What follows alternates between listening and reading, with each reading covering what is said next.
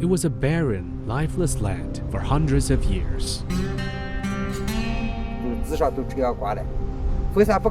It could bury the farmland. The house was surrounded with sand. It filled every nook and cranny. However, the desert landscape is vanishing from the map thanks to the afforestation efforts of many people. One of them is a 100-year-old man who created a green miracle in the depths of the Muas Desert. I hope I can live longer to see the land turn increasingly alive. This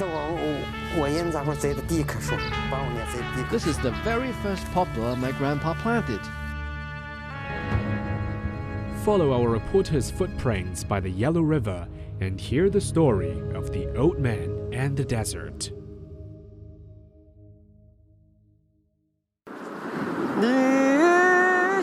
September the 25th, 2021, at the southern edge of Mosu Desert, the middle reach of the Yellow River.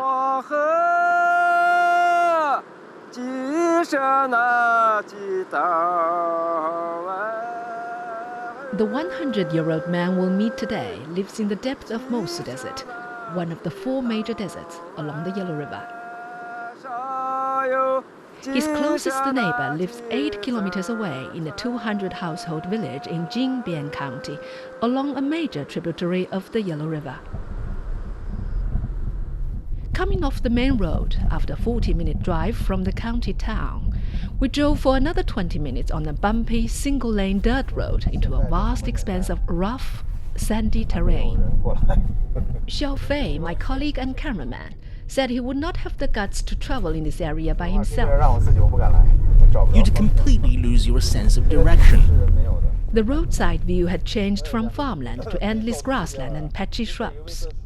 Now and then, we saw young poplars and Scots pines. Then a house in the middle of nowhere, came into view. As we approached, we saw an old man kneeling down by the house. He was digging a hole with his bare hands. Snatching a deserted sapling, he planted it in the hole and backfilled it. He stood up slowly and stomped firmly on the sand around the sapling. It may grow into a tree. You never know.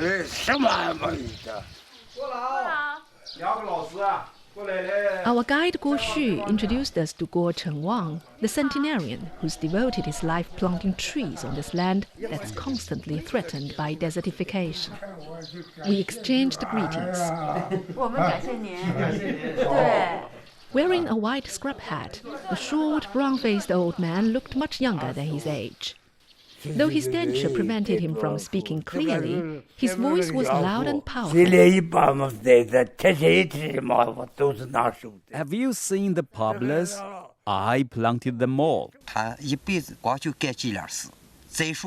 My grandpa has been doing one thing in his life, planting trees. 51-year-old Guo Jianjun joined his grandpa to plant trees when he was a teenager. In Mongolian, Mosu means poor water. Located at the southern border of Mosu Desert, 1/3 of Jingbian County was covered by sand half a century ago. We had sandstorms all year round. Spring was the worst season. Sometimes you could barely open the door in the morning with all the sand piled up in front of it. It could also bury the farmland. Inside the house, Guo Jianjun showed me a faded black and white photo of 3 people walking down a sand dune. Each held a shovel in one hand and tree saplings in the other. He said his grandpa started planting trees in the 1970s for a very simple reason. We needed firewood to survive. There was none. Guo Chengwang was among the first of his fellow villagers to contract a piece of land in the desert in 1984. Guo Xu, our guide, said he was then a primary school student. People from all walks of life were encouraged to plant trees in the 1980s no matter if you were a student, a worker, or an official. When I was a kid, we were surrounded by encroaching deserts. The land was lifeless. Now many parts of the land have turned green. Kids nowadays don't even know what a real desert looks like.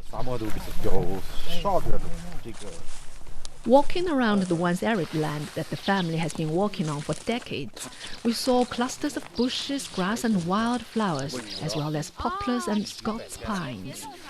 You can still see barren, sandy areas, but mostly plants.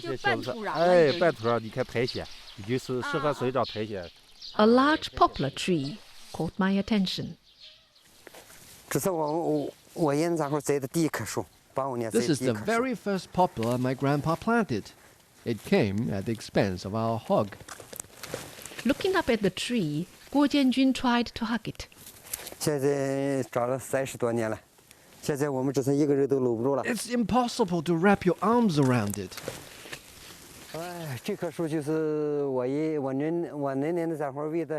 We were so poor at the time that my grandpa decided to sell our hog to buy saplings. But we raised it to provide the family with an entire year's worth of meat and oil. My grandma was mad at him but couldn't stop him. So we ended up without eating meat for the entire year. Guo Chengwang sold the hog for 600 yuan and bought 1,200 poplar saplings in 1985. Only one of them survived. Grandma and their children complained a lot and asked him to quit planting trees.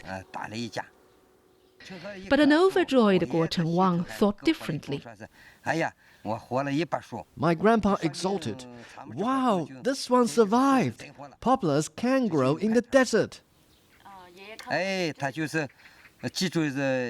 He was so encouraged that he continued to plant poplars in the following years, with an ever-increasing survival rate year by year. Next to the large poplar tree is an old well that has run dry. We dug the well in 1989. We rented a chain dozer to deliver water pipes. It took half a month to bring 20 pipes here. The well enabled us to get water 19 meters underground. The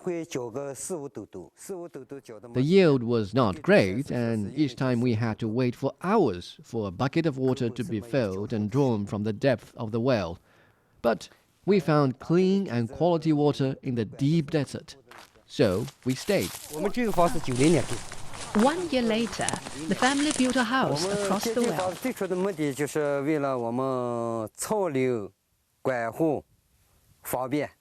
We built the house to save commuting time.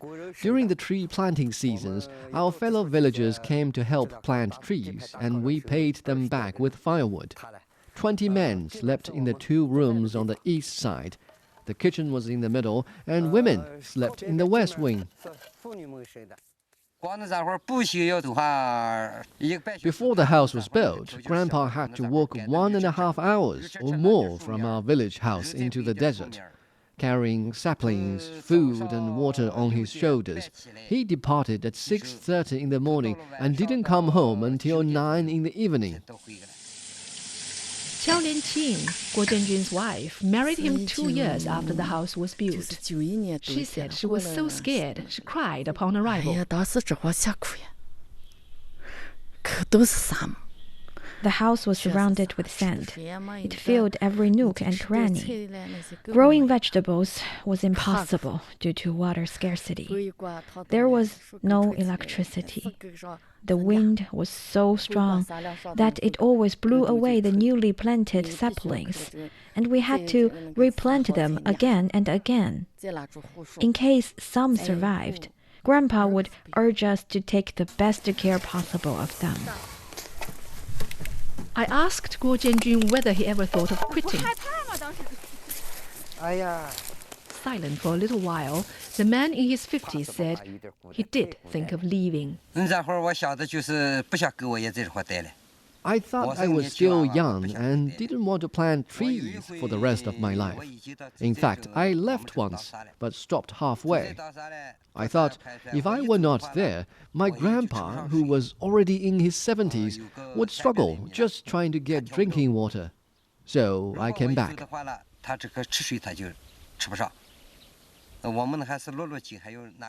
That was a life-changing decision.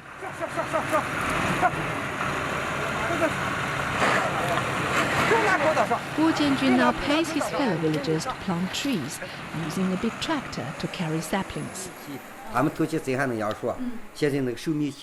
Trees have a lifespan. My grandpa planted poplars. They have a lifespan of 30 to 40 years. They are growing very old now, and I'm replacing them with Scots pines. You can expect Scots pines to live for up to 200 years. In addition to planting trees, Guo Jianjun keeps 24 cows and over 100 sheep with the grass growing from the grove. At the beginning of 2021, the family hosted a visitor from Iran. Out of curiosity, he came to see what we were doing here. He walked around and said, "It's incredible to see trees growing in this place."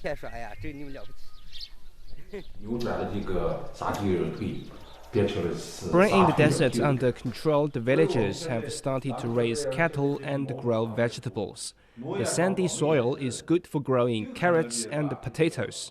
Some of the produce has been exported to Japan, South Korea, and the Southeast Asian countries. Guo Xu, our guide, added that the average income per capita is now 19,000 yuan, or about $2,800. That's 40% higher than that of Shanxi province. He said the ever-improving living conditions have attracted an increasing number of people from neighboring towns and provinces to make a living off the land.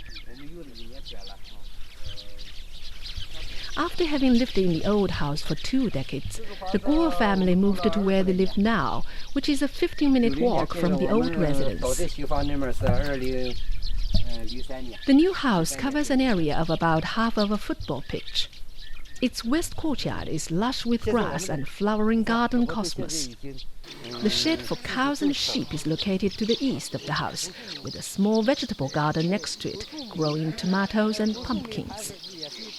To the west is what Guo Jianjun called an experimental field for cash crops. Rows of raspberries have been neatly planted there, with some bearing fruit.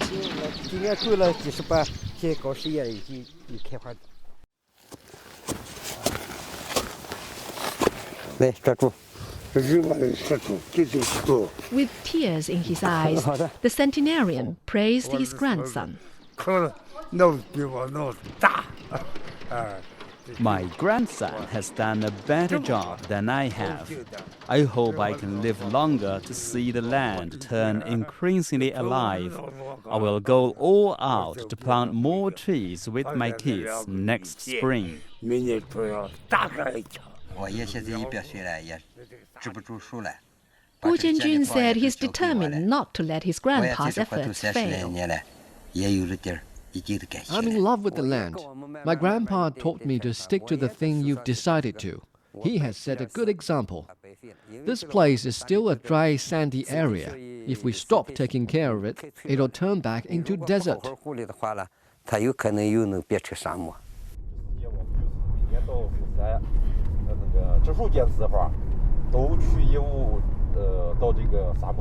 On our way back, Guo Xu said every year the locals from all walks of life would follow the tradition to plant trees on March the 12th, the National Tree Planting Day.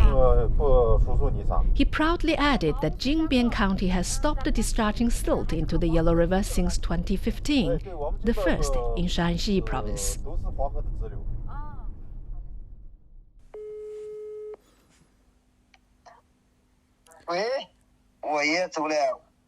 My grandpa passed away.